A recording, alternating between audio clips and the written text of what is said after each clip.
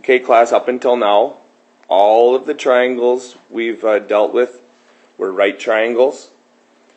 Okay, starting today, not every triangle will be a right triangle. I guess some still might, but for the most part, we're going to learn how to solve triangles that aren't right triangles.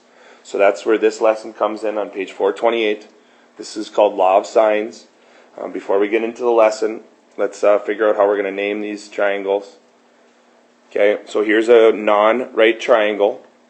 First thing you would do is name the angles. Okay, they're going to be the capital letters A, B, and C. Okay, just like we did for right triangles, except the only difference is C is not a 90-degree angle. Okay, in fact, none of these are in this case. Okay, then we would name the sides. Side C will always be opposite of angle C. Side A will always be opposite of angle A. And side B will always be opposite of angle B. Okay, so this is how you're going to name your triangles. It's, again, nothing different from how we were naming them before, but other than that, there isn't a right triangle this time. Okay, and the formula we're going to introduce here on page 428 is called the Law of Sines.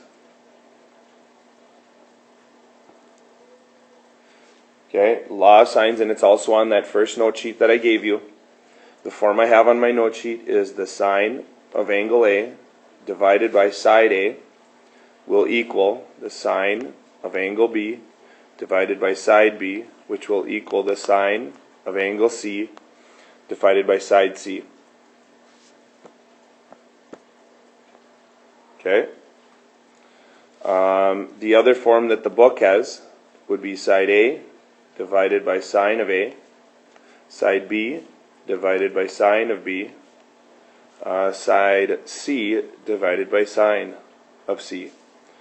Okay, so the book has both of these forms. To be honest, I only put this one on the note sheet and I only ever use this one, but personal preference. Some of you might find using this one is easier for certain problems at certain times. It's completely up to you. But like I said, I found that all I need is this one to solve all of these problems. Okay, so this is just an overview of what this section is about and an introduction to how we're gonna try and solve some of these sides and angles if we do not have a right triangle. Okay, the next video I'm going to go over example 1.